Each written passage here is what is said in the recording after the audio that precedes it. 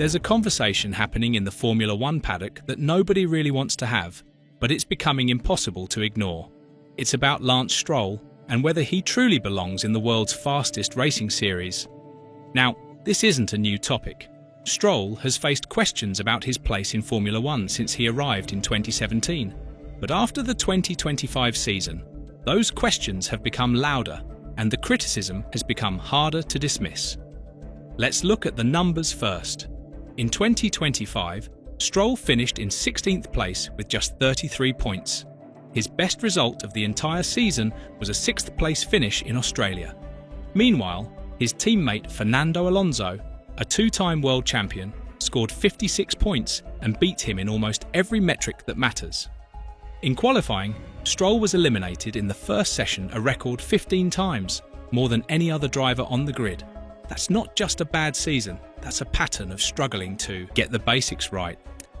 When you're getting knocked out in the first qualifying session more than anyone else, it suggests there's a fundamental issue with how you're approaching the car or the track. The gap between Stroll and Alonso is striking. In 24 races together, Alonso won 14 of them on track. Stroll managed just 3. In points, Alonso had 23 more than his teammate. When you put two drivers in the same car with the same equipment, and one is that much better than the other, it tells you something important. It tells you that one of them is not delivering what the team needs. And in this case, it's clear who that is. The statistics don't lie. They paint a picture of a driver who is simply not at the level required to compete in a top Formula One team. This isn't the first time Stroll has been outperformed by his teammates. Sergio Perez beat him when they were together at Racing Point. Sebastian Vettel, a 4-time world champion, outscored him. And now, Alonso is doing the same thing. If you look at his entire career, Stroll has never truly dominated a teammate. He's never shown that he's the clear #1 driver at any team he's been part of. That's a red flag for someone who's supposed to be a top-tier racing driver. It suggests that he's reached his ceiling in Formula One. The evidence is mounting, and it's becoming harder to defend his position. The frustration from fans is real and justified. On social media and in forums, people are asking why Aston Martin is keeping him in the seat. The team has ambitions to win championships. They've brought in Adrian Newey, one of the greatest designers in Formula One history. They've invested billions into new facilities and infrastructure. They've signed Fernando Alonso, one of the best drivers on the grid. But they still have Stroll in the other car. It doesn't add up. The disconnect is obvious to everyone watching. Some fans have even suggested that Stroll should be moved to Aston Martin's World Endurance Championship program, the hypercar team. That way, he could still be involved with the family business, but he wouldn't be holding back the Formula One team's championship ambitions. It's a suggestion that shows just how frustrated people have become with the situation. And honestly, it's not a terrible idea. If Stroll can't compete at the highest level of Formula One, maybe he should focus on other racing series where he can be more competitive. It would allow him to save face while also freeing up the seat for someone who can help the team win. The thing is, Stroll himself has never really been a bad driver. He's not Nikita Mazepin or Nicholas Latifi. He can race. He's scored podiums. He's taken a pole position. But the problem is that he's just not good enough to be in a top team that wants to win championships. He's a midfield driver in a top team, and that's a fundamental problem. It's like trying to build a championship-winning team with one world-class driver and one average driver. It doesn't work. You need both seats to be occupied by drivers who can deliver at the highest level.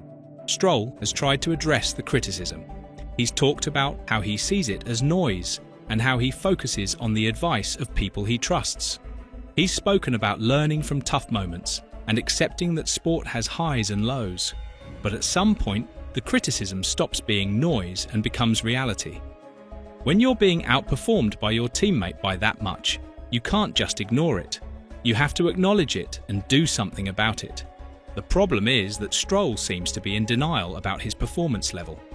The 2025 season was particularly brutal for Stroll. Not only did he struggle on track, but he also had some off-track incidents that showed his frustration.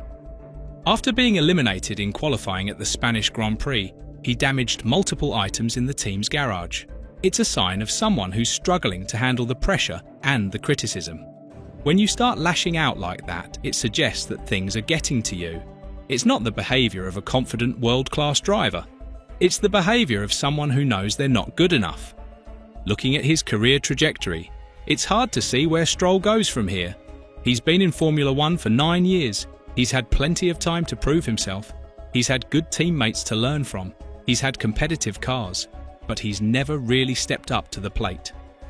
His career has been defined by inconsistency and underperformance relative to his teammates. The pattern is clear, and it's not a good one. Every season, it's the same story. He struggles, his teammate beats him, and the criticism mounts. The question now is what happens next? Will Aston Martin stick with Stroll for 2026, or will they make a change? With Honda coming back as their engine supplier and their ambitions to fight for championships, keeping Stroll might not be the best decision. Honda is hungry. They want to win. They want to get back to the front of the grid. Having Stroll in the second seat doesn't help with that goal. It actually holds them back. The Japanese manufacturer will be looking at the driver lineup and wondering if changes need to be made. But here's the complication. His father is the executive chairman of the team. That's the elephant in the room that nobody really wants to talk about.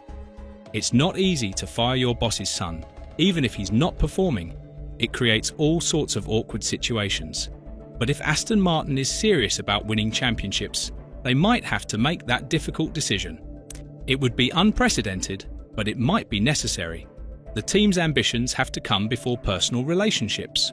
Whatever happens, one thing is clear. Lance Stroll's time in Formula One is becoming increasingly difficult to justify. He's had nearly a decade to prove that he belongs at the highest level, and the evidence suggests that he doesn't. The criticism isn't going away, and neither are the questions about his future in the sport. The 2026 season will be crucial for him. If he can't perform better than he did in 2025, then it might be time for Aston Martin to look elsewhere. And that would be a significant moment in Formula One history, given the circumstances surrounding his position at the team. The clock is ticking for Lance Stroll, and the pressure is only going to increase. The 2026 season will be his last real chance to prove his doubters wrong. If he can't deliver results next year, it will be almost impossible to justify keeping him in the seat. The team's resources are too valuable, and the championship ambitions are too high to waste on a driver who can't compete at the required level. The bottom line is this. Lance Stroll has had his chance in Formula One. He's had nearly a decade to prove himself. He's had competitive cars, good teammates to learn from, and every opportunity to succeed. But he hasn't delivered, and at some point you have to accept that and move on. The question is whether Aston Martin will have the courage to make that change.